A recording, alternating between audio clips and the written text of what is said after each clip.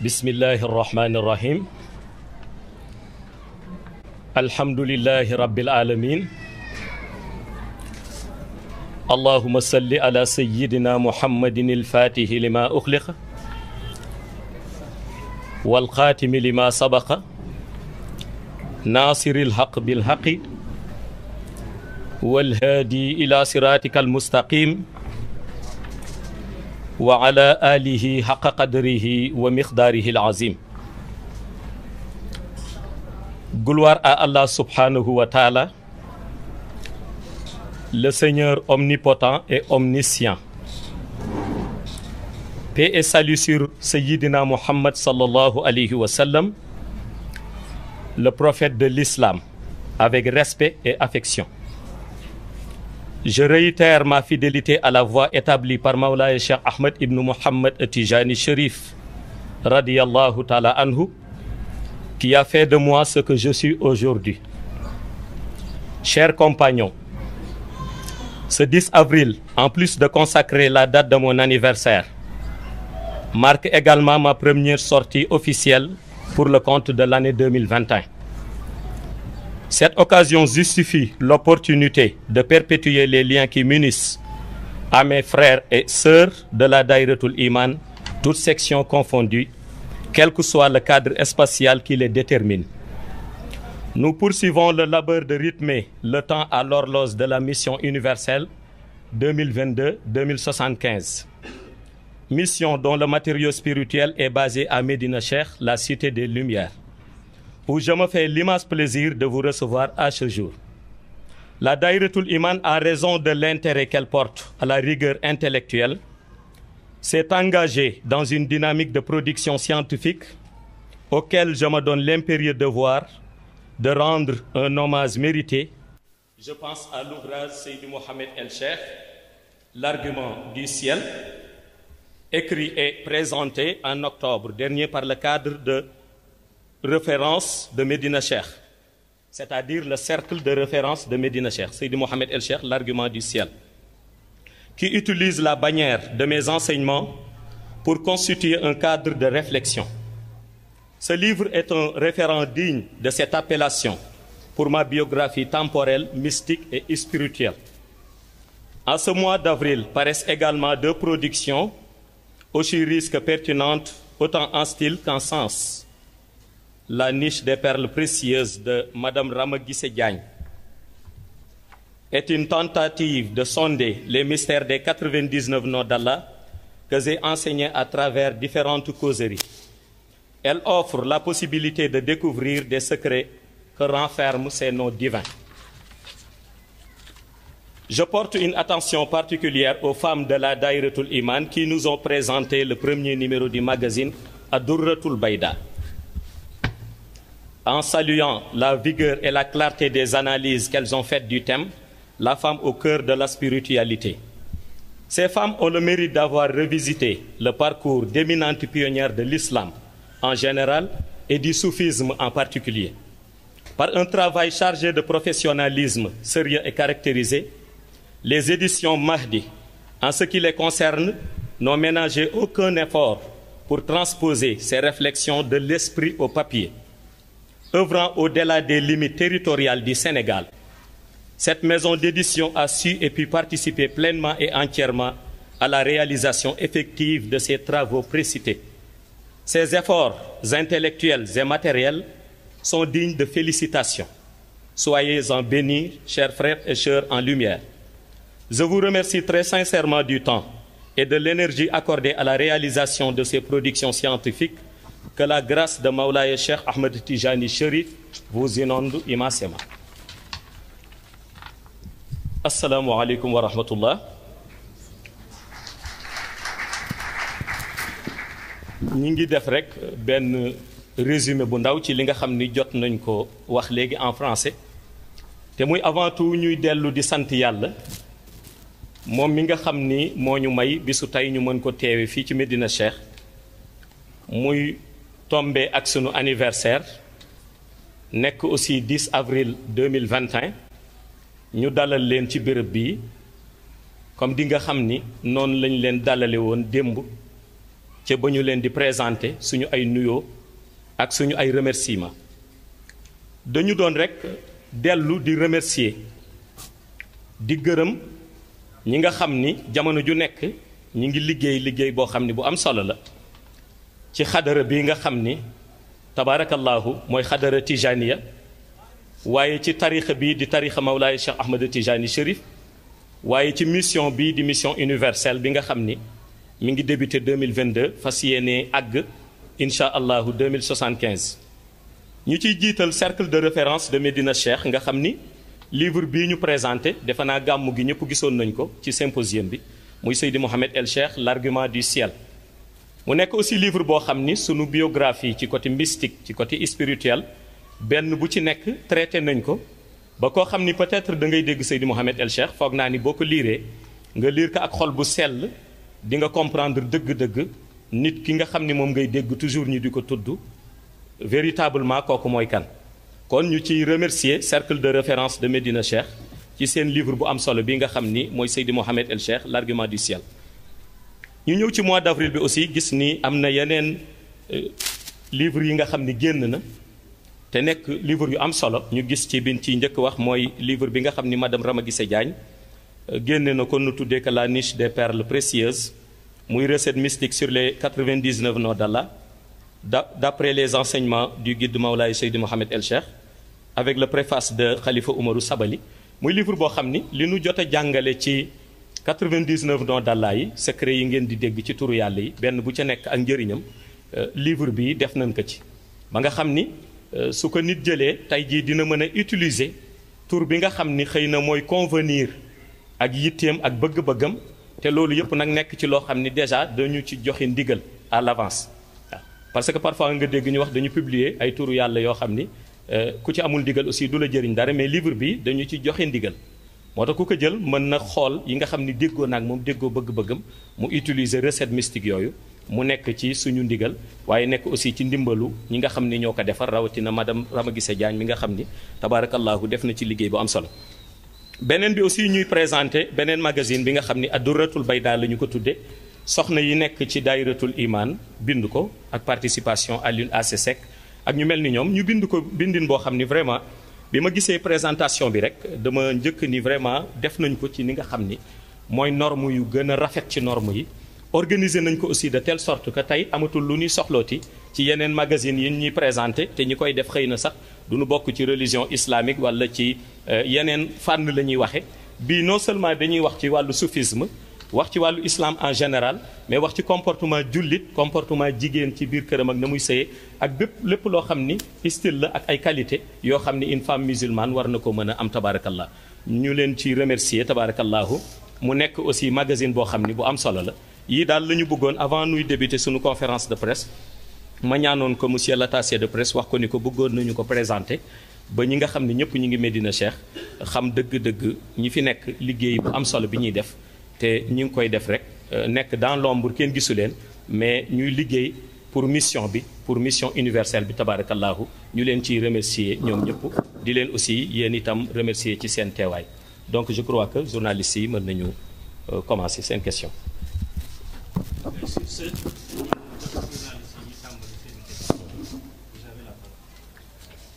Assalamu alaikum, Seydi Mohamed El Cheikh. Wa alaikum salam. Équipe Médina Cheikh TV, nous les souhaitons joyeux anniversaire. Alors, bu ñu ñëwee ci première question bi. Seydi Mohamed El Cheikh 2021, une année prémisse de la grande mission de la fin des temps. Au Sénégal, nous avons remarqué récemment un soulèvement populaire, voire une révolution de la démocratie. Est-ce qu'il y a un rapport direct entre ce constat et le début proche de votre mission? waaw maa ngi lay nuyu bu baax ak Médina Cheikh TV bi nga xam ni moom nga représenté waa di wax ni rek comme ni nga xam ni at bu nekk noonu la ñu ko daan waxee ci mise en garde yi ñu daan def gis nañu ni cette fois-ci Sénégal yàggul rek ay yëngu-yëngu yu metti am nañ fi ay manifestation am këru jàmbur yoo xam ni jot nañ ko ci taal am na ay nit ñoo xam ni aussi ñàkk nañu ci seen bakkan am na ay aussi matériel yoo xam ni yëg nañ ni yàq nañ ko yii mu am ñu ko moom yii état bi moom ko loolu yëpp su ma ko doon résumé ci sama vision man ci ni ma ko gisee parce que je pense que acteurs yi nga xam ni ñoo yor chaîne politique bi ku ci nekk ñoom am na ci gis-gisam ñun aussi am nañ ci sunu gis-gis nag du nekk lu dul ni li mag ñi daan wax suñ ci jëlee référence bu mel ni Seydi Cheikh Ahmed Tijani Sy Al Maktoum defe naa ni wax na il y a 30 ans de cela di ko répété ba ci dernière gàmmam mu ni réew dañ koy sang je pense que nag waroon nañu jéem a gëstu nan la ñuy sangee réew moom la mu ci joxe woon comme explication mooy dañ koy sang ak xol bu sell kon bu ñu cultiver woon xol bu sell boobu je pense que yii duñu dal yépp tey mënoon nañu ko éviter mais il faut que ñu cultiver xol bu sell problème yi nga xam ni moo daje pour yi am dafa nekk problème yoo xam ni yu bari la bi ma ci njëkkoon a soulever nga xam ni waxoon naa ko fii benn jour de vendredi bi may def bayaan bi pour ñu waajal julli àjjuma te mooy bi ñu instauré couvre-feu bi au Sénégal dernièrement bi ñu ko instauré Dakar ak Thiès xëy na peut-être dafa am ñoom comme li ñu wax benn pandémie boo xam ni nee nañu moom la ñuy xeex man bi ma déggee couvre-feu bi wax naa leen ko fii dama ni leen c'est une très mauvaise idée loolu laa waxoon ñu ni lu tax ma ni leen parce que Sénégal dafa am ñoo xam ni seen dépense ci bis bi ñuy xëy ñii bis bi ñuy gont ci lañ koy amee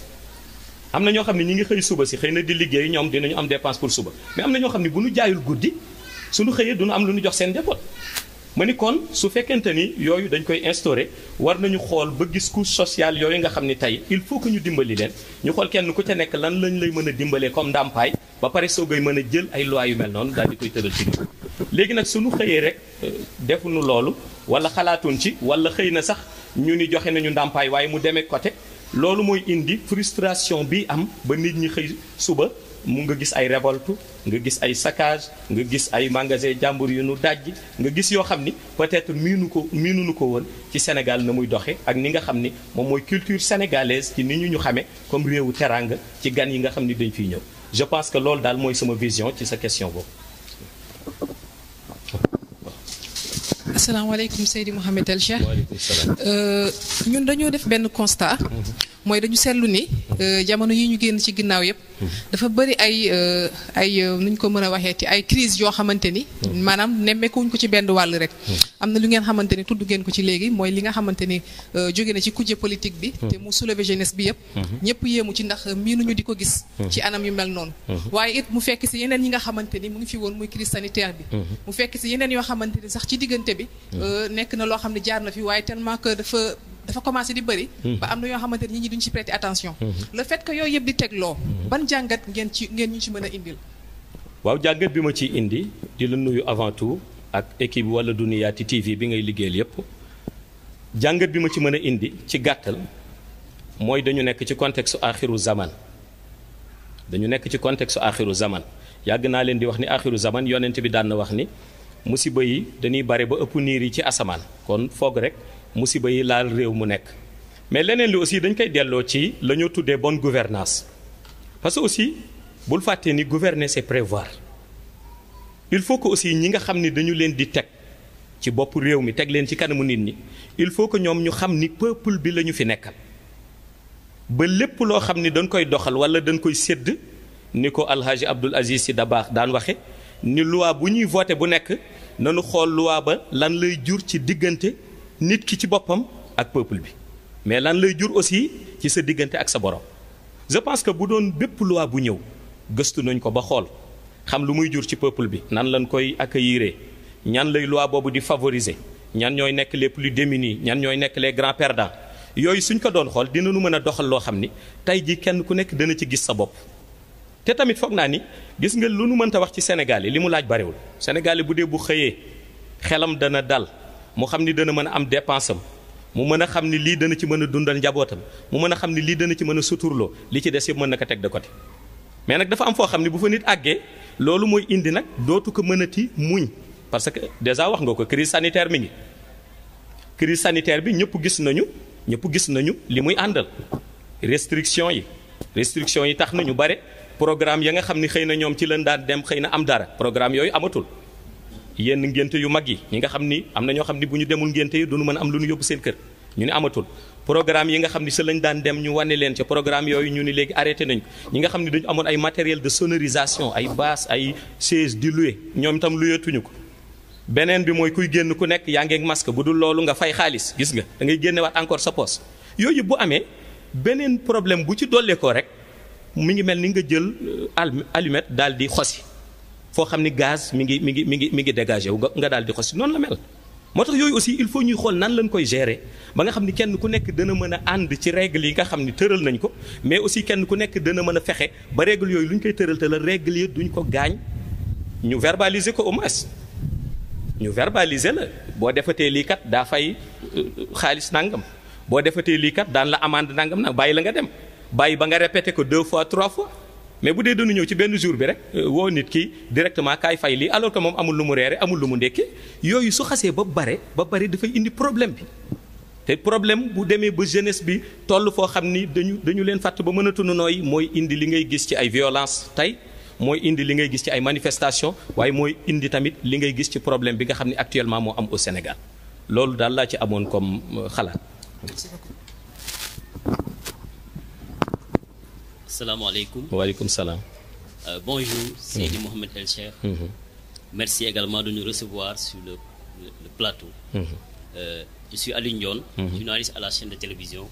Nouri Moutalsam TV. Pour rebondir, je vais abonder dans le même sens que mes confrères, c'est-à-dire la crise sociale, la crise sanitaire qui sévit dans ce monde. Nous avons constaté que c'est une crise qui bouleverse le monde. Et la solution à cette crise est-elle mystique ou scientifique? Merci Alioune Ndione ak équipe bi nga xam ni moom nga àndal chaîne de télévision bi ngay liggéeyal muy Nouri Moutalsam TV di la remercier ci question bu pertinente bi nga xam ni posé nga ko ndax crise bi c'est scientifique ou mystique je pense que man am na lu ma ci jotoon a wax presse sénégalaise bi yëpp defe naa ni am na luñ ci dégg amoon na luñ ci bindoon à la une donte sax nag bare na luñ ci déformé ci lanu bindoon bare na luñ ci déformé mais loolu yëpp du ñu leen koy baal parce que am na ñoo xam ni pour jaay seen journal il faut que ñu fekk nga wax dara ñu yokk ko wala waxoo dara ñu dugal ni wax nga ko waaw mais je pense que man li ma gis mooy scientifique yi ñoom fekkente ni crise bi ñoom mën nañ ko résoudre ñi ngi ciy jéem waxoon naa ko ci grande interview bi ñu defoon ci année bi passée ni woon gisaguñu woon vaccin ci période boobu léegi xëy na ñoom ñi ngi waxi vaccin donte aussi tamit vaccin yi ñu bare ñii nangu nañ ko ñii nangooguñ ko ñoom seen bopp sax garanti nañu ni du lu efficace à 100% kon ba léegi ñi ngi ci ay recherche kon loolu mooy seen wàllu ñoom mais man li ma gëm man personnellement mooy crise bi c'est mystique lu tax ma ni c'est mystique dafa bare paramètres yoo xam ni soo ko utiliser boole kaak li nga xam ni ñun jot nañ ko xam ci xayb dañuy xam ni c'est mystique paramètre numéro 1 bi nga xam ni mën naa ko ci tudd mooy le début de la mission universelle de la fin des temps le prophète Mohammed paix et salut sur lui avait prédit il y a des siècles ni avant mission boobu di door àdduna bi dina jaxasoo ba kenn dootul xamati la mu war a def waaw mu ni ñi nga xam ni ñooy diriger ak ñi nga xam ni aussi ñoom la ñuy diriger yonent bi moo ko prédire mi ngi ci hadis yi mi ngi ci les livres sacrés moom la prédire moom yonent bi te yonent bi sallallahu alayhi wa sallam lu mu prédire aussi loolu dafay am boobu benn la ci beneen bi aussi mooy dinañu toll foo xam ni pour yàlla indi quiétude pour yàlla indi justice il faut que mu am benn bouleversement boo xam ne dafay am mooy nit ñi dem ba gis injustice nit ñi dem ba gis ñuy opprimer ñale nit ñi dem ba kenn ku nekk dootoo nekkati en sécurité fenn fi ba yonent bi mu koy expliquer dafa ni woon nit dina toll foo xam ni ci àdduna ni mu jaxasoo dinañ ko rey moom te du xam sax moom lu tax ñu rey tey gis nga ko da ngay xëy suba gis grande puissance yi bombardé fenn rey ay jigéen rey ay xale am na Palestine lu dul benn du ñaar bis bu nekk ñu bombardé bande de Gaza bis bu nekk ñu mëne ay opération ciblée ci ñi nga xam ne ñoo fa nekk di ay jullit yu nekk ci seen jàkk dirigeants yu bari ci ñoom exterminé nañ leen te ñooñu ñëpp kenn ku nekk ci ñoom pourtant ñi ci ëpp lan doon wax mooy li yàlla wax li yonent bi wax kon dañ doon waaraate ba loolu fekk leen fa waaw léegi nag yooyu yëpp bi mu dajee amul benn réaction bu am nit ñi di doxe noonu kenn ku nekk di def la ne yàlla xëy suba moom indi crise sanitaire mondiale boo xam ni defe naa depuis mars 2020 ba léegi defe naa ni ñu ngi koy subir su fekkoonte nag côté scientifique la ak scientifique yi ñoom lu nu daj ci liggéey ci créer ay vaccin ci sonn guddeeg bëccëg ci laboratoire yi nelawatuñu je pense que kon crise bi fekk na weesu nañ ko c'est mystique nag moo tax tant que delluwuñu ci yàlla je ne crois pas que ni crise bi dina gaaw a arrêté tant que delluwuñu ci yàlla loolu la amoon comme explication ci côté boobu. waaw merci Seydi Mouhamed El Cheikh si temps bi nga xam ni nangu woon ko accordel man maa ngi tudd Makhtar Thioub journaliste Medina Cheikh TV et Medina Cheikh Radio. donc laaj bi ñu bëggoon laaj dafa dellu si dialogue interreligieux bi. ndax gis nañu jamono yi benn regain de vitalité boo xam ne am na ci. ndax gis nañu Pape François am na voyage yu bari yoo xam ne def na ko. te bi mu si jëkk a def mooy bi mu def février 2019 fële ca Abu Dhabi. daje fa ak Imam Al Azhar. ñu waxtaan ba trouver benn convention commune pour ñu jàppante comme ay frères. loolu aussi yamul foofu gis nañu rabbin juif Washington bi aussi bi mu yëgee loolu moom tamit ànd na ci ñoom ci loolu ba ñu def benn document bu am solo. tudde ko Fratelli Tutti moom mooy maanaam ñoom ñëpp ñu jàppante nekk ay frères. yamul foofu Pape François bi mu jógee foofu dem na Irak. bi mu demee Irak daje na fa ak autorité chiite bi gën a kawe. muy Ali al-Sistani. waxtaan ak moom ba moom tamit d'accord na pour ànd ak ñoom. mu nekk loo xam ni daanaka lu historique la loo xam ni mën na ni mësul am. donc ñun laaj bi ñu bëggoon laaj. ginnaaw bi ñu xamee ni Insa ibnu Mariam. jege bi nga xam ne jege na ko Imam al Mahdi. ak rôle bi muy joué ci mission Imam al Mahdi. est-ce que kon mënuñu wax ni. Pape François actuellement li mu nekk di liggéey nii mi ngi koy préparer Imam al Mahdi bi nga xam ne mission universelle lay woote. waaw merci beaucoup monsieur Thioub di la nuyu bu baax ak équipe bi nga xam ne mooy équipe Medina Cheikh Radio di leen remercier aussi ci question boobu. waaw en premier damay fàttali le prophète Issa ibnu Mariam comme tu dis le prophète Issa ibnu Mariam dafa am lu mu waxoon ba mu ñëwee. discours bi mu defoon moom prophète Issa ibnu Mariam dafay discours boo xam ni dafay jar di laaj toujours bu ñuy wax ci dialogue yi laaj discours ba lan la ak lu ko ëmb ak lan la waxoon dafa ñëw ni yaa bani israila inni rasulullahi ilaykum musaddiqan lima bayna yadayya min at-tawrat wa mubassiran bi rasuli yaati min bahdiya ismuhu ahmad yàlla àggale ni falama jaahum bil bayinat xaalu haja shihrun mubin. je pense que loolu tey ëmb na lépp Issa ibnu Mariam dafa ñëw dëggal li nga xam ni weesu woon na ko mais en même temps annoncé waale la venue du prophète Mohammed paix et salut sur lui. xam nga parfois nit demandé am na léeg-léeg ñu koy faral di laaj ci xadara Medina Cheikh bi ñi nga xam ni parfois peut-être dañuy suivre parce que nañ ci jot benn question benn nit ki laaj lu tax sang bi bare lu muy wax Seydi Ahmad au lieu que mu wax Muhammad waaw am na ku ko mës a poser question jotal ñu ko fii pour laaj ko ma ni peut-être sax xëy na dafa desoon dégg explication bi ñu ci joxe woon ndax Ahmad mooy tur bi ko asamaan di woowee ñun Seydi Ahmad bi ñuy woowee yonent bi ñu ngi ko donne ci dégg bi ñu koy dégg ci Mawlaay Cheikh Ahmad Tijani Chérif mu di ko wax Seydi Ahmad beneen bi aussi moom dafa fàtte ni Issa ibnu Mariam bi mu ñëwee dafa ni wa mubassiran bi rasuli yaati min bahdiya ismuhu Ahmad la wax moo tax ñenn ci juif yi di wax waxul Muhammad dafa ni Ahmad alors que Ahmad Muhammad benn la waaw mais léegi comme Issa ibnu Mariam moom waxoon na lool dañuy xool ndax loolu mu wax bi nu ñëwee topp nañ ko yàlla ni falama jaahum bil bayinat xaalu haja shihrun mubin yàlla ni pourtant bi mu ñëwee moom le prophète Mohammed paix et salut sur lui avec ce qu'on appelle la preuve évidente ñoom dañ ni c'est de la magie évidente xaalu haja shihrun mubin ñu ni c'est de la magie évidente xar bi mu xar weer beeg leneen li mu def ak loolu yëpp ay njabar kese la mais mënul doon yonent imposteur la wax ka nangam ak nangam léegi nag yooyu bu amee maanaam dañuy fexe ba juboo déjà ci ni yonent bi c'est le prophète de l'islam juboo ci ni yonent bi sallallahu alayhi wa sallam c'est le meilleur des êtres créés juboo si ni c'est l'essence des bienfaits juboo si ni c'est la lumière des cœurs mais juboo si ni moom la Issa ibnu Mariam waxoon ni Ahmad dana ñëw suñ ci jubee ba noppi nag dialogue bu nu duggati dialogue boobu dafay neex a dégg pour préparation mission Imam al Mahdi je pense que même yooyu nga jot a tudd léegi parce que maa ngi dégg tudd nga Ali Sistami nga xam ne ñëpp tey jii boo demee Najaf xam nañ ko tey jii boo demee Karbala ñëpp xam nañ ko ñëpp xam nañu aussi digganteem ak Iran mais Ali Sistami tey aussi bu ñu fàtte ni am na moom benn problème ak sunnite yi tam loolu il faut ñu xam ko te sunnite yi aussi ce sont des musulmans comme nous sommes des sunnites ñoom ay chiites lañu ce sont des musulmans mais dafa am idéologie yu ñu am ñoom kon déjà même Ali Sistami war nañu fexe ba mu déggoog sunnite yi ba pare te nu ñuy déggowee mooy diggante Ababacar xulafaawul arba Umar Ousmane Ali ñu wax ni ñooñu ñëpp ay compagnons yonent bi sallallahu alayhi wa sallam lañ du ñu beddi kenn suñu jubóog Ali Sistami ci loolu donte ñun jubóog nañu moom ci ni Seydina Aliyun géeju xam-xam la jubóog nañu moom ci ni Seydina Aliyun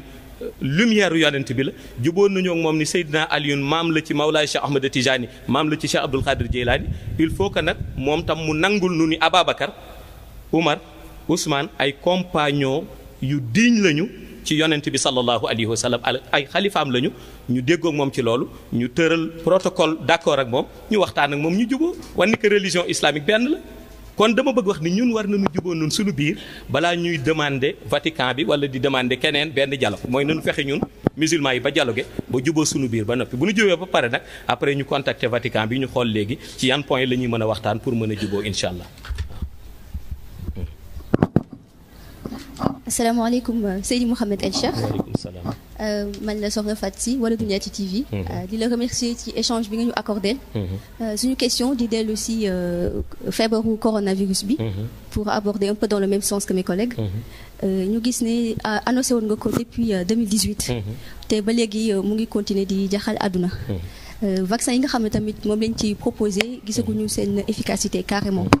te jóg na tamit polémique bu bari. ñu bëggoon xam lan mooy sa xalaat ci vaccin yooyu noonu. ak coow li nga xam ne indi na ko yépp ci àdduna bi.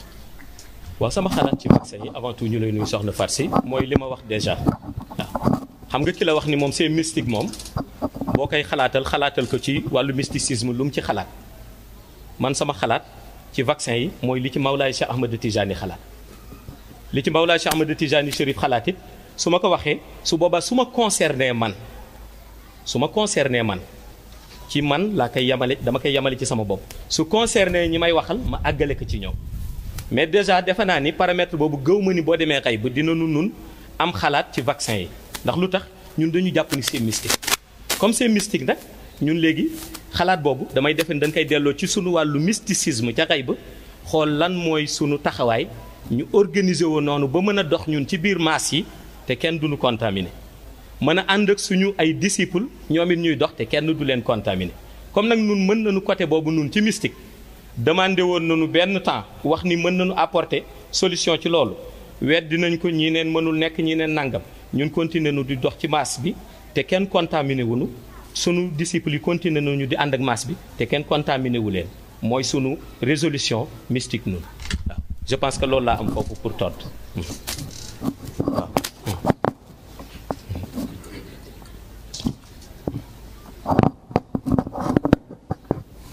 Asalaamaaleykum Mawlaaya Seydi Mouhamed El Cheikh. Waaleykum salaam. C'est Abibatou Diop de Nouri Moutalsam TV. Nous tenons tout d'abord à vous remercier de nous avoir accordé de votre temps. Merci. Pour la réalisation de cette conférence de presse. Je vais maintenant vous poser ma première question.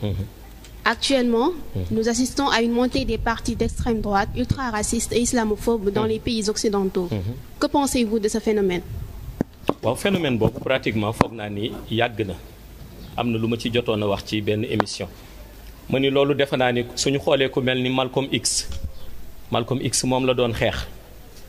ba ñu xëy assassiné ko ku mel ni Martin Luther King loolu la doon xeex moom aussi ba ñu xëy assassiné ko ku mel ni John Kennedy bi mu ci commencé di wax moom it gis ngeen fa mu mujje kon yooyu yàgg na du léegi xëy na léegi nag dafa nekk ci période boo xam ni dafa gën a bare parce que bu njëkk ba bu ñu ko waxee rek sa xel mi ngi dem ci États-Unis sa xel bu dee Afrique mi ngi dem ci Afrique du Sud mais léegi dafa nekk ci réew yi foo tollu da ngay gis lu mel noonu dafa am ci Afrique am ci pays limitrophes yu nekk ak ñun commencé aussi di profiter de l'occasion di ko souligner waale commencé aussi di commencé di samp ay tànkam ci suñu réew li koy indi mooy bu ñu dematee ba suñu réew ñu toog léegi di wax naan kii joolaa la moo tax mu waxee nii kii pël la moo tax muy waxee ne kii soose la moo tax muy waxee ne kii wolof la moo tax muy waxee ne loolu mooy taal safara réew mi di Sénégal benn réew la kenn mënu ko xar ñaar séeréer beeg joolaa bi ñoo bokk ndey ak baay ki nga xam ni mooy pël bi ak saraxolle bi wala naar bi ñoo bokk ndey ak baay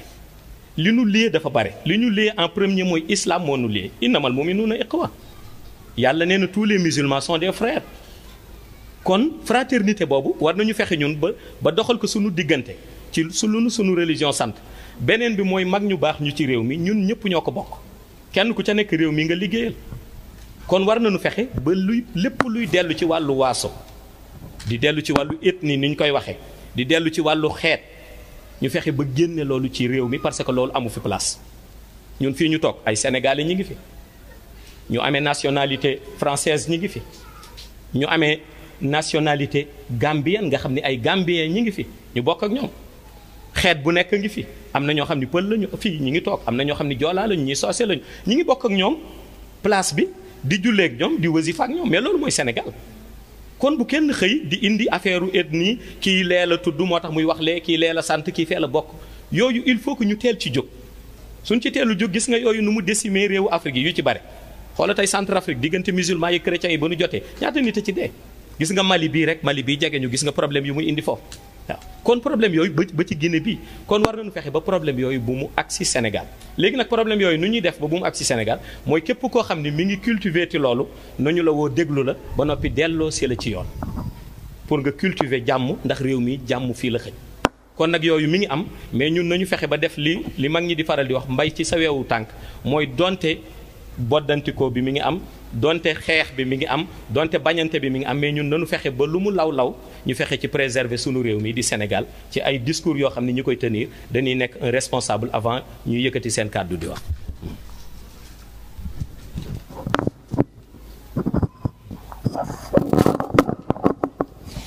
Alors, Seydi Mohamed El Cheikh, pour nous sur une deuxième question.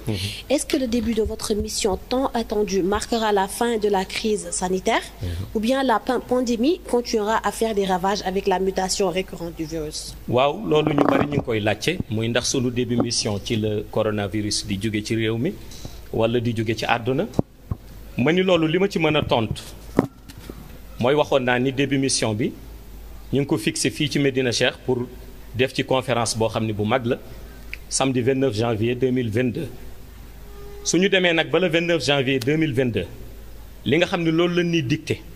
ak li ñuy organiser te muy doon bénéfice su ñëpp fii ci Sénégal doon bénéfice su ñëpp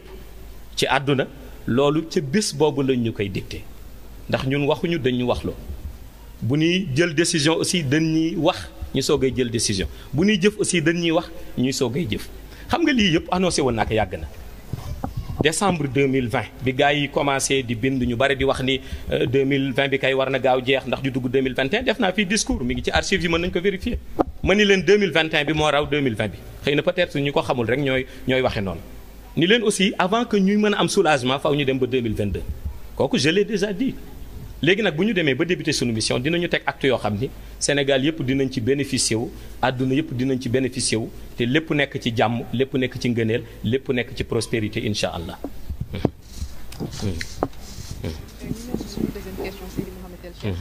comme bi ngeen di door wax ngeen ni bii mooy seen première sortie ci année 2021 bi ndax mën nañu xaar yeneen sortie ci biir année 2021 bi comme ngeen ko tàmbalee woon seen taalibe yi. waaw décidé naa yeneen sortie ci année 2021 bi décidé naa yeneen sortie peut-être am na ci ñi nga xam ni ñoo ma gën a jege ci compagnons yi ñu ma ko jot a wax tuddal leen benn nitu lumière bu mag waaw koo xam ni ñun ñëpp sunu référence la ma wax leen ni leen ci début année bi xam ne ñu ma ko fi jot a nettali fii ñu ngi toog ni leen jox na ma benn lettre bu nu bind avec des écritures en lumière ni ma lettre bi bu ko tijji bul xool le contenu jox ma benn mois muy mois d'août ni ma da ngay bàyyi ba mois d'août 2021 nga soogay tijji lettre bi li ci nekk nga appliqué ko ba léegi lettre bi mi ngi ñu garder xamaguma lu ci nekk xamaguma lu mu ci bind mais nee na ma benn jour boo xam ne am na ñu ma ko jot a wax ci biir mois d'août bii nga xam ne ci lañu jëm mu ni ma ci nga koy tijji ci nga war a xam lu ci nekk li ci nekk rek na nga ko jëfe noonu nga xam ni noonu la ci nekkee te kooku wax ma ko du waxantu te mosuma yëgit fu mu waxee loo xam ni dañ na wala fu mu jëfee loo xam ne après dañ ni dafa juum comme loolu mi ngi ñëw nag il faut que ma prévoir ay sorties aussi il faut ma expliquer nit ñi lu nekk ca lettre ba il faut que ma wan nit ñi lu nekk ci lettre bi ñu jëriñu ci parce que début année bi dafa am lu ma waxoon dama ni woon bu nu demee ba année 2021 dinaa gàcceel képp koo xam ni dafa ni yàlla mayewul ñi ngi ci mois d'avril te année 2021 bi jeexagul te am na sax ñu ni xëy na nu mu ko waxee woon mooy ñoom ni ñuy doxee ci biir feebar bi te du leen contaminé fekk ba léegi des na te dafa am lu bari loo xam ni balaa ma koy mën a def il faut que lettre boobu ma tijji ko kon lettre boobu il faut ñu xaar katam ba xam lu ci nekk ba mën a génn waxtaan ak nit ñi kon loolu moom mënul ñàkk waaw loolu laa amoon ci lu may tontu foofu waaw. Merci encore pour les réponses pertinentes et percutantes que vous avez apportées par rapport à nos questions. Je vais poser ma dernière question. Il s'agit de l'évolution de la marmite sociale. Avec tout ce qui se passe au Sénégal actuellement, le mécontentement populaire, la crise politique, Seydi Mohamed El Cheikh, vous, en tant que citoyen sénégalais, en tant qu'observateur averti, quel acte auriez-vous posé s'il vous avait été demandé d'agir par rapport à cette situation? waaw je pense que toujours nit ñi faral di waxee rek dafa am yoo xam ni moom la ñuy tuddee les urgences de l'heure yi nga xam ne tey jii c'est urgent mënul xaar li ma gis ni mënul xaar en premier mooy fexe ba redresser économie Sénégal parce que redresser économie Sénégal ba nga xam ni tey jii dina toll fenn foo xam ni ñëpp dinañu xam ni kat ñun ñi ngi ci bokk ci réew yi nga xam ni sax même bu ñu leen tuddeewul les pays développés mais les pays en voie de développement loolu ca la jeunesse bi mënee am liggéey mais jeunesse bi aussi pour ñu am liggéey du rek dañuy toog jël benn këyit daan wutal kii liggéey daan wutal kal liggéey dañu war a tëral ay actes yoo xam ni jeunesse bi seen bopp dinañu gis ni lii buñ ci jàppee dinañu am liggéey mais tey par exemple bu ma jëloon benn mbir rek bëgg la ko expliquer boo jógee Saint-Louis di dem Dakar ñaata terrain ngay romb ay forêt yoo xam ni ay brousse terrain yoo xam ni mën nañ ko cultiver terrain cultivable ndox lu nekk ngay romb diggante fi bala ngay àgg Dakar loo xam ni doo gis lu dul ay garabu guy ñoo ci samp yi ay ñax yoo ci samp yi yeneen ci samp mais lan moo tax mënuñu woon fexe même s'il le faut sax comme dañuy wax di problème de financement la mais ñu jéem a wut ay financement parce que financement yi war nañ ko mën a wut suñu mënee wut ay huit yu luxe mën a wut ay kër yoo xam ni ay milliards la mën a wut ay portable yoo xam ni ay millions lay jar mën a toog du nu fay ndox du nu fay courant du nu jënd gasoil du nu wut dund ba noppi di dund nam ñu neexee ñu ni fay chaque mois war nañu mën a wut financement kon bu nu bàyyee àll bi waaw suñ ci taxawoon dinañ ko mën a wut financement boobu suñ ko wutoon tey diggante Dakar Saint-Louis rek laa la waxuma la sax yeneen régions yi mais Dakar Saint-Louis ñaata terrain fa nekk yoo xam ne tey jii suñ ci bayloo woon culture yi nga xam ne nag dañ koy diversifier maanaam mbay moo xam ne tey soo ko bayee ba pare ki koy jënd dafay taxaw jënd ka yow mi ko mbayoon aussi ñu jox la sa ñaq fay la ba nga xam ni loolu dana tax nga sawar organiser loolu tey ñaata jeunes ñoo mën a liggéey ci loolu diggante boobu rek laa wax kon loolu tey suñu jëloon ay financement def ko indi fa ndox indi fa machines yi mais jeunesse bi dañuy liggéey parce que jeunesse sénégalaise bañuñu liggéey problème bi mooy dañu gisul lu nu liggéey waaw peut-être dañuy nekk rek ñu leen di promettre ci meeting yi daanu def lii après daañu leen jox lee mais lu ci bari gisuñu ko mais tey loolu suñ ko defoon jeunesse bi ñoom dinañu mën liggéey parce que mbay moo yor réew yu bari yu développé tey lan moo leen développé loo du mbay Amérique lu ko développé loo tey Brésil li nga koy dégg ci football bi yëpp xëy na siiw na ci football bi mais tey boo demee gis nga seen tool ya na mel Espagne bi tey ñu bari di fa dem da ngay gis nañu tool ya na mu naate kon loolu suñu amoon ay financement ñu liggéey ko ba noppi nag ñu jox baykat yi seet àq loolu suñ ko defoon foog naa ni ku nekk ci jeunes yi da nga am liggéey waaye nag su fekkee defuñu loolu xanaa doon wax rek kaay leen bay ku bay ba pare mu nekk ci àll bi di nëb kenn du ko jënd wala ki doon bay après moom du mën a am sax lu mu yóbbu këram lu dul ay bor topp ko ci ay engrais ak yu dul jeex kooku ñu bari dañ leen di tàyyallu kon il faut que ñu fexe wut financement yu dul jeex delloo si ko ci suuf si delloo jeunesse bi si suuf si ñu jëlaat tool yi bay ko pour Sénégal mën a naan man daal loolu laa jàpp ni bokk na ci li nga xam ni warul mën a xaar war nañ ko mën a commencer ci Sénégal waaw. Voilà, merci Seydi Mohamed El Cheikh. Donc waxtaan ci Medina Cheikh TV ak rajo. Donc deuxième question bi ñu bëggoon poser mooy lu jëm ci sa parcours. Parce que gis nañu actuellement 24 ans de mission. Donc buñ si bëggee def tuuti résumé rek 97 ak 2004. mooy ak taalibe yi nga xam ne jëkk nañ la wuy si. bu ñëwee 2009 établissement Medina Cheikh Tidiane bi ñu nekk. 2016 message bi jàll ci diaspora bi. mu nekk ay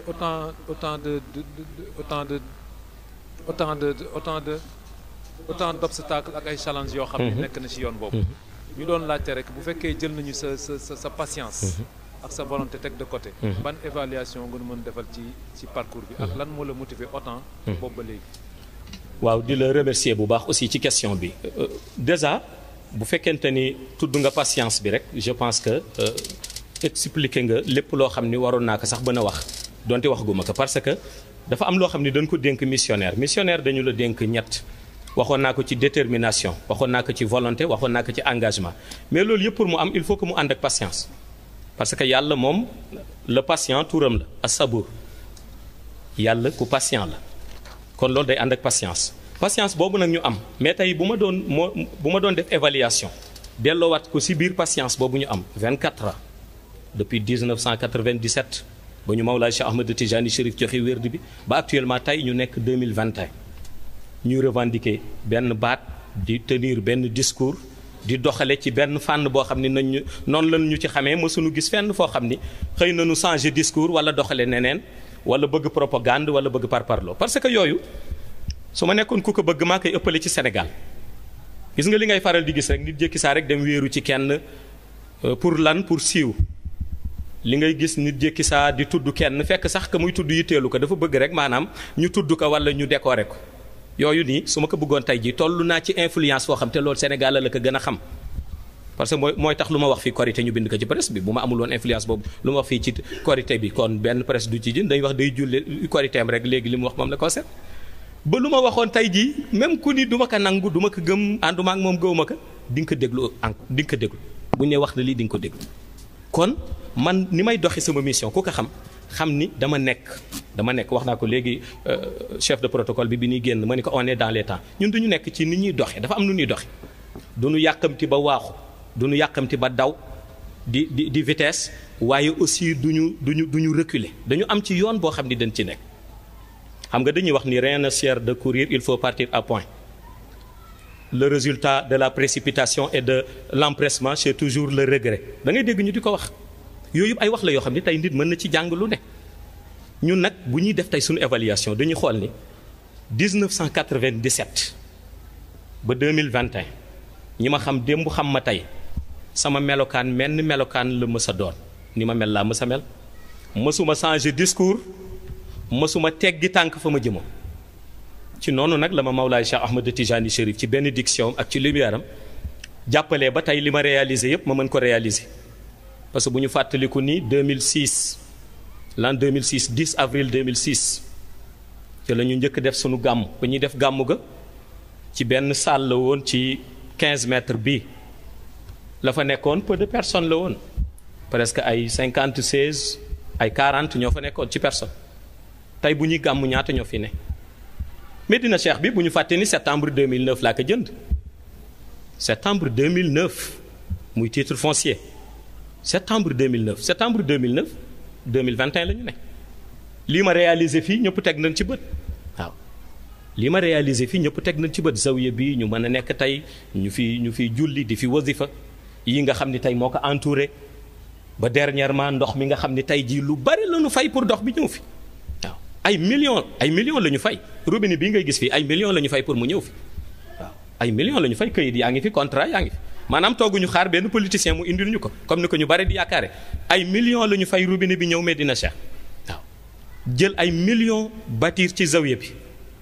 te amul benn ndimbalu politicien bu ñu laajoon chaque gàmmu ñuy def ay millions ci tali bi pour oto yi mën ci jaar parce que fii presqu'île la dama ni c'est tout à fait normal que bu ñu demee ba saison des pluies ndox mi débordé yéeg ci tali bi presqu'île la boo demee ci îles yi noonu la ñu mel États-Unis ak fépp ci yam il fu mu mënta nekk noonu lay def mais dañ ci def ay millions di ko liggéey te aussi laajuñu benn appui ci benn politicien nii ci benn gouvernement mais lépp suñu liggéey bopp la léegi nag suñu mënee am dal googu ak volonté googu kon war nga xam ni ñi ngi ci yoon parce que defe naa ku nekkul ci yoon wala kuy toog nii rek tal na leneen lu dul jël ay millions def ko ci poosam au lieu mu koy financer ci ay ndox ay tëli ay place yoo xam ni dañ fay jànge alxuraan ay place yoo xam ni tey jii dañ fay wasifa ak di fa jullee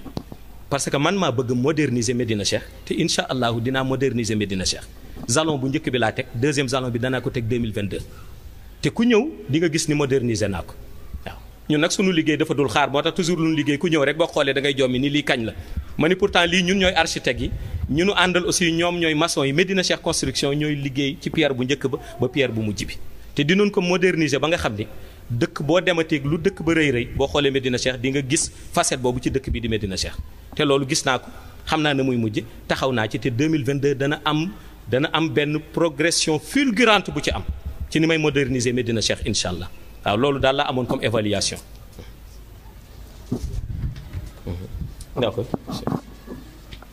macha allah Seydi Mouhamed El Cheikh. suñu ñaareelu question bi dañ koy jëmale si wàllu politique. ak ni ñu koy doxalee ci Sénégal. ñu gis ne jamono ji ñu weesu sax. am na coow lu fi jotoon a am.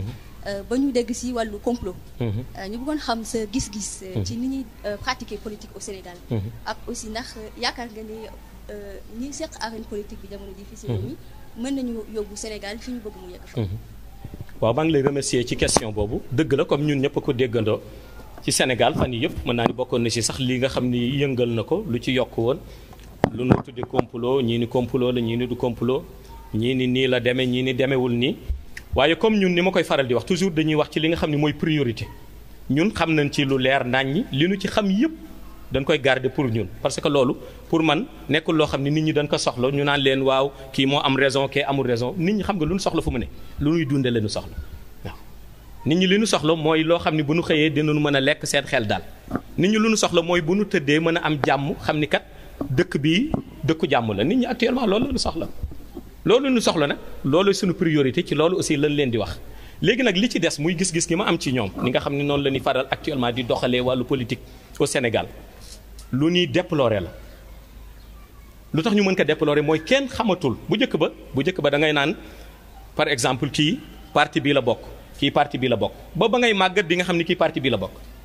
mais léegi imaginer ci tey arène politique bi ñu fi nekk mën nga juum ci benn nit fukki yoon ci parti bu mu bokk waaw parce que da ngay toog opposé wu dara baaxul dara niiwul gouvernement bi ñëw nga dem dugg gouvernement bi dem nga génnaat keneen ñëwaat dara baaxul kooku woo la teel li nga bël la xaalis nga noppi ànd ak moom boo finalement kenn du xam sax idéologie ñooñu ñan la léegi nag ñooñu su dee loolu la ñuy jàngal jeunesse bi seen bopp kon mooy parfois li ñu leen di jàngal dafay dellu toujours ci xool foo xam ni tooy na nga tag fa xool na ngay naxee nit ki xool na ngay defee ba am fee malet wala leneen ñun daal li nu gëm mooy politique bi nga xam ne tey moo mën a dimbali Sénégal dëgg mooy politique bi tegu ci ay sunu valeur ba pare sunu valeur nag su ma ko waxee valeur islamique moo tax may wax valeur islamique bi mag ñi daan doxal mooy fexe gore mag ñi dañu gore woon mag ñi dañ daan wax ni su la mar taxee naan petit su ruba ne tijjee di nga rus mooy dañuy wax ni même booy opposé boo sonnee sa idéologie boobu garder ko gëm ko parce que ñi la topp ci loolu nga leen woo mais boo demee ba xëy un jour génn ci parce que dem ndax fee moo gën a yomb su boobaa ñu ni trahiroo sa bopp mais yaa ngi trahir ña nga xam ne ñoo topp sa gannaaw kon tey li nu mën a génne ñun ak politique bi ñu soxla mooy politique bu set une politique saine moom la ñu soxla politique boo xam ne bu set la boroom loxo yoo xam ne loxo yu set la ñu nga xam ne lekk ñu dërëm luubaluñu dara ñoo xam ni aussi ñu gëm yàlla lañu lépp lu ñuy wax dañ ciy jiital yàlla avant que ñuy prononcé wu ci loolu bu ñu wéetee aussi di jël ay décret dañuy xalaat yàlla ci décret boobu avant que ñu koy jël su ñuy même waat sax dañuy xool alxuraanul karim nan la tëralee atte yi ñu waat ci alxuraanul karim ndax mooy suñu téere bërki démb bu yàggul maa ngi gis ñu wane présidente boobu ñu koy tagg mu yor alxuraan nii di ci waat ñëpp di wax ma ni loolu ci ñun la war a njëkkee suñu nee 92% de la population du Sénégal sont des musulmans ñun ñoo ko wax ñu ni majorité bi ay musulmans lañu kon suñu constitution alxuraan war na ci am wàll bu yaatu xam nga nag ñu bari duñu comprendre alxuraan war na ci am wàll bu yaatu am na ñoo xam boo waxee dañuy wax non xanaa da ngay jël alxuraan rek teg ni ay ci nuñ def nii alors que ñëpp jànguñu ko dañu ni ñuy dimbali ko alxuraan ndax yàlla kenn gënu ko mën a xam loi yàlla kenn gënu ko mën a xam luy dimbali peuple ñu xool ba par exemple tey bu ñu jëlee sunu juristes yi wala ñu jël magistrats yi wala ñu jël juges yi wala ñu jël kenn koo xam ni sa xam-xam màcc na ci wàllu yoon li nga wax ba noppi ñu wut beneen ministère boo xam ni day dellu ci àtte alquranul karim wàllu islam rek kay ñor ñu ragal yàlla ñoo fa nekk ñu jàng ñoo fa nekk te amuñu benn naan kii nii la mel moo tax lii laay wax wala leen jub rek la di àtte ñu demandé leen ñu tijji alquran xool ni war nañ ci kat mën a dolli lii suñ ci dollee lii dana jub ñu xool lan lañ ciy dolli ci alquran ñu appliqué ko li ci des bu ñu demee ba jaaxle ba sëy suñu julli suñu ñaari rakka tàllal loxo yàlla ni ko yaa nu dénk réew mi jéem nañu ba mënatuñu yow mi mën nag àggaleen ñu yàlla dimbali ñu ci parce que du jiital nit ba noppi rocc loxoom ci moom waaw mais su dee dañu jàpp ni ñun ñoo gën a xam ñun ñoo gën a mën nii la ñuy tëralee ku mu neex boo amee bralon ñu def la nii yóbbu la fale loolu mooy indi problème yi kon man li ma jàpp mooy daal ñun daal politicien bi ñuy xaar ëllëgu Sénégal nekk ci loxoom mu yëkkati Sénégal mooy politicien boo xam ne bu ragal yàlla la bu gëm li muy wax la buy doxal la muy wax la ba lu muy wax ak la muy jëf dara du ca wute waaye lépp day nekk njëriñu nation bi nga xam ni mooy nation bi ñu boole uuf te muy nation sénégalaise incha allah. Macha Allah, Mawlaay Seydi Mouhamed El Cheikh. Je m'en vais vous poser la toute dernière question. De nos jours, la Oumma islamique est divisée et manque considérablement de leaders. Quels sont les actes clés que vous poseriez pour y remédier? waaw xam nga umma islamique bi moom comme ni ma ko waxee léegi ci benn question bu ma posé woon yàggul mooy boo xoolee division bi yàgg na ci division bi dafay histoire boo xam ni sax islam du nu faral di bëgg ñu di ko relater lu bare mais bi yonent bi sallallahu alayhi wa sallam làkkoo rek gis nañ ni islam divisé wu na ci ay branches yu bare waaw yooyu yëpp nag nekkoon lu doon camoufler di ci jéem ñu ciy jéem a di defar mag ñi di bay la nu mën a bay ci jamono Ababacar waaw ñu bay ca la nu mën a bay loolu jàll ñu continuer di bay loolu ci jamono Umar mais mu dem ba yàgg loolu nag daal di éclater waaw éclater ñëpp dégg nañu problème mu xulafaawul arbaa yi ña ca mujj muy Ousmane Alioune yëg nañu ni ñenn am na ñoo xam ne raxoon nañ ca groupe ba infiltré ci di yàq te defaruñ waaw assassiné leen ñoom ñaar ñëpp ku ci nekk ñu assassiné la waaw donte bañ nañu problème ba tey waaye kon division boobu mën naa ni mooy continuer tey ba nga dégg chiite li ma doon wax léegi dégg sunnite yi division boobu mooy continuer nga dégg tey ñu nit ñi ay wahhabite lañu ay salafiste lañu kenn ku ca nekk am na ngay interpréter texte sacré yi waaye am aussi sa idéologie bopp li ma jàpp nag mooy pour ñu jéem ci remédier xool nan la ñuy fexee ba jullit yépp àndandoo ci benn kàddu te muy kàddu yàlla kàddu dëgg mooy kàddu yàlla allahu wal haqu wal haqu huwa allah kàddu dëgg boobu pour jullit yépp ànd ci il faut que jullit yi am leader déjà malheureusement wax nga ko loolu mooy problème bi tey mënoo gis kii ni mooy leader bi waaw pourtant loolu man parfois dama ciy naw sunu mbokku chrétiens yi parce que da ngay dégg ñu ni pape bi wax na nangam leaderu Vatican wax na nangam mais fii est-ce que da ngay dégg leaderu islam bi nee na nangam nag waaw loolu mooy problème bi aussi tey bu ñu amul leader boo xam ni bu ñu sopp la bu ñu déglu la yooyu dana ko mën a doxal mais nag leader boobu aussi pour mu mën a diriger islam du lu ñuy jël rek tekk ci kaw nit ñi islam fu mu toll actuellement kenn mënul jël kenn ni ay ca del wax ñuy jëf déedéet mais tey sunu réew mi rek ñaata tarixa ñoo fi ne tarixa bii lu mu wax kii ni concerné wu ma parce que man ci tarixa bee laa bokk kii lu mu wax kii ni concerné wu ma parce que ci tarixa bee laa bokk kon déjà mag ñi seen biir sax ñooy rafetal tey ba ànd bi am mais gis nañ ni division boobu ci secte yi rek dafa am rawatina nag ci islam nga xam ni tey xamoo ñaata branche tey ñoo nekk dajati ñëpp di wuyoo islam ba noppi mu am division seen biir tey jii mën naa ni Palestine boo xoolee conflit bi ni mu continuer na Israël tegoo seen kaw ak mën naa ni li ko indi dëgg-dëgg seen division bokk na ci tey boo demee Palestine da ngay fekk la Hamas fële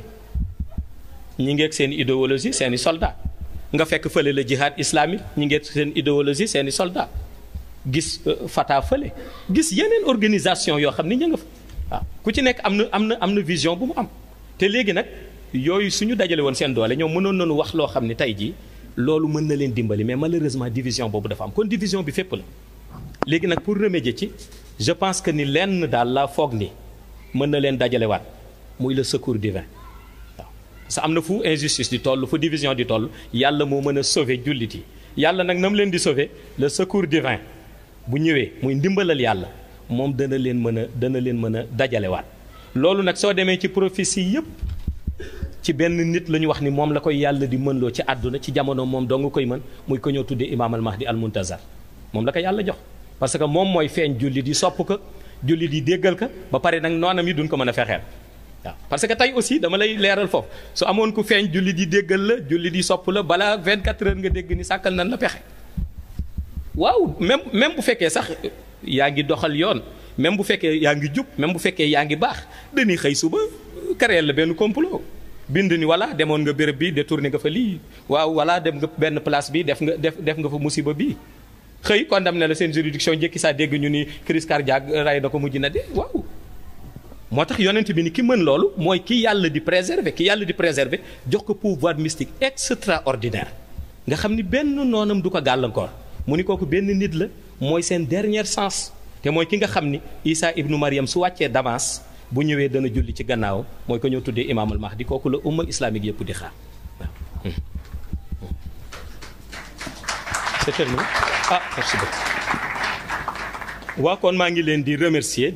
waa Medina Cheikh TV di remercier aussi waa Wala Duniyaati TV waa Medina Cheikh rajo waa Nouri Mutalsam TV ak ñëpp ñi nga xam ni assisté woon nañu di leen jox rendez-vous incha allahu beneen yoon ci baatu asalaamualeykum wa rahmatullahi taala wa barakatu.